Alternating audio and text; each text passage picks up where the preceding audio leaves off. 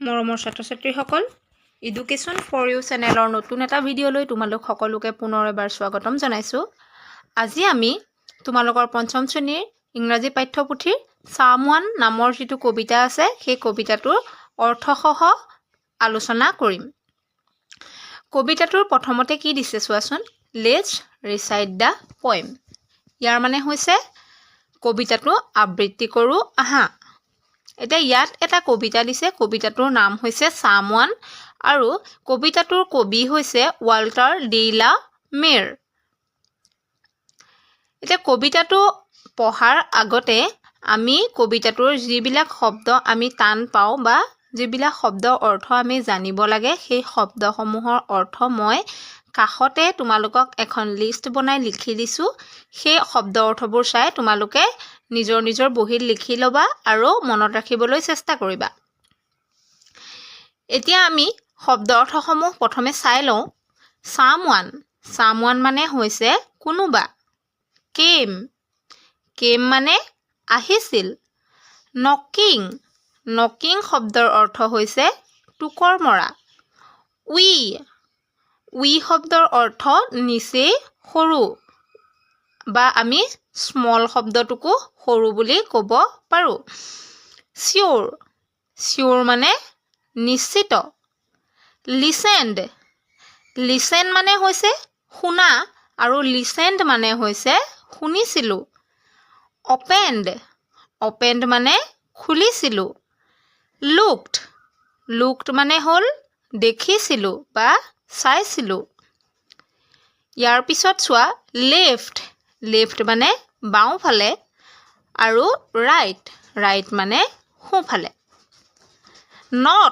Not মানে একো নথকা। ষ্টেৰিং মানে হৈছে লৰচৰ কৰা। ষ্টিল শব্দৰ অৰ্থ হ'ল শান্ত বা নীৰৱ। ডাৰ্ক শব্দৰ অৰ্থ হ'ল অন্ধকাৰ। নাইট মানে ৰাতি বা নিশা। বিজি মানে হ'ল ব্যস্ত। বিটল মানে হৈছে কীট পতংগ বা পোক। ৱাল মানে তোমালোক সকলোৱে জানাই, ৱালৰ অৰ্থ হৈছে বেৰ। ফৰেষ্ট মানে হাবি। স্ক্ৰিচ শব্দৰ অৰ্থ হ'ল চিঞৰ বাখৰ কৰা। ওল মানে ফেঁচা চৰাই যে, সেই ফেঁচাটোক ইংৰাজীত ওল বুলি কোৱা হয়। ইয়াৰ পিছত চোৱা ক্ৰিকেট মানে উইচৰিঙা। হুইচলিং মানে হৈছে সুহুৰিয়াই আছিল বা সুহুৰিয়াই থকা। ডিউড্ৰপছ শব্দৰ অৰ্থ নিয়ৰ কণা অথবা নিয়ৰৰ টোপাল। ফল মানে সৰি পৰা। এতল শব্দৰ অৰ্থ হ'ল আচলতে। এতিয়া আমি এই শব্দ অৰ্থবিলাক ভালদৰে বহীত লিখি লৈ কবিতাটোৰ অৰ্থকৈ পঢ়িব পাৰিম। এতিয়া তোমালোকে কবিতাটো চাই যোৱা। সামৱান মানে কি কৈছিলোঁ মই, কোনোবা। Someone came knocking at my wee small door. কোনোবা এজন আহি মোৰ নিচেই সৰু দুৱাৰখনত টুকুৰিয়াই আছিল। Someone came knocking. কোনোবা এজন আহি টুকুৰিয়াই আছিল। I am sure. মই নিশ্চিত। এই কাষৰ চিত্ৰবিলাকত তোমালোকক কবিতাটোৰ অৰ্থটো প্ৰকাশ কৰিবৰ বাবে ধুনীয়াকৈ ছবি আঁকি দিছে চোৱাচোন। এজন ল'ৰাই কেনেদৰে বাহিৰলৈ ওলাই চাইছে দেখিছানে?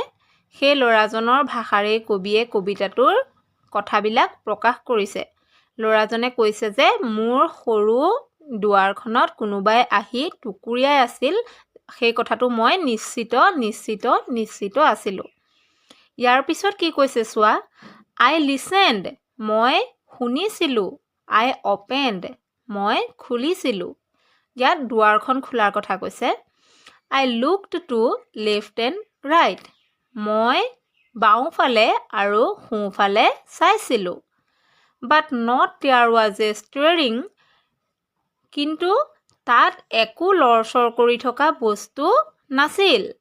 In the still dark night, শান্ত অথবা নীৰৱ অন্ধকাৰ নিশা, only the busy beetle tapping in the wall, মাত্ৰ ব্যস্ত পতংগবোৰে বা পোকবোৰে ৱালত টুকটুকাই আছিল।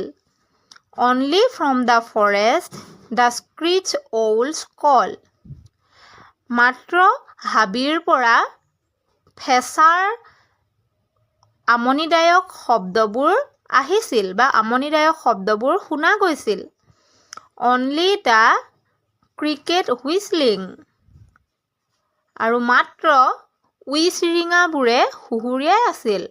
অৱশ্যে উইচিৰিঙাবোৰে সুহুৰিয়াই নাথাকে, সিহঁতে চিঞাই থাকে।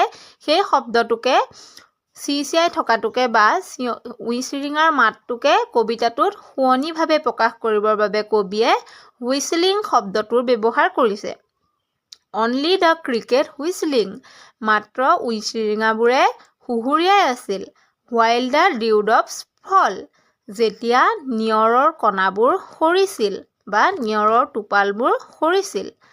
So I know not who can be knocking at all, সেইবাবে মই আচলতে নাজানো কোনে টুকুৰিয়াই আছিল। কবিতাটোৰ অৰ্থটো সেইটোৱেই। তোমালোকে শব্দ অৰ্থবোৰ চাই কবিতাটোৰ অৰ্থসহ পঢ়িবলৈ চেষ্টা কৰিবাচোন। আৰু কবিতাটোৰ কবিজনৰ নাম হৈছে Walter de la Mare. Point of the poem কোন? Walter de la Mare. এতিয়া তোমালোকে কবিতাটোৰ তলত দিয়া অৰ্থবোৰ চাই যোৱাচোন। কবিতাটোত থকা কিছুমান শব্দৰ অৰ্থ ইংৰাজীতে তোমালোকৰ কিতাপত দিছে। Let's see what the words below mean. তলত দিয়া শব্দবিলাকৰ অৰ্থ কি চোৱাচোন। উই মানে ভেৰি স্মল ইন চাইজ, মানে আকৃতিত নিচেই সৰু। নট মানে নাথিং। ষ্টিৰিং মানে মুভিং বা লৰচৰ কৰা। বিটল মানে এন ইনচেক্ট, যাক অসমীয়াত পতংগ বুলি কয়। স্ক্ৰিচ মানে এ লাউড আনপ্লিজেণ্ট চাউণ্ড, এটা ডাঙৰ আমনিদায়ক শব্দ। ক্ৰিকেট মানে কি?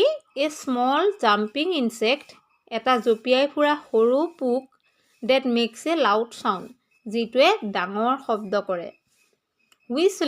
হুইচলিং মানে making a musical tune with lips, ওঠেৰে সুৰ তোলা। ডিউ মানে কি? A very small drop of water that falls on the ground, মাটিত সৰি পৰা কিছুমান সৰু সৰু পানীৰ টোপাল, যাক আমি নিয়ৰ কণা বুলিও ক'ব পাৰোঁ। আজিলৈ ইমানেই। কবিতাটোৰ অৰ্থ কৈ আশা কৰোঁ তোমালোকে সকলোৱে পঢ়িব পাৰিবা। আৰু কবিতাটো যদি তোমালোকে ভাল পালা তেনেহ'লে এটা লাইক কৰিবা আৰু আমাৰ চেনেলটো ছাবস্ক্ৰাইব কৰি দিবলৈ নাপাহৰিবা। ধন্যবাদ।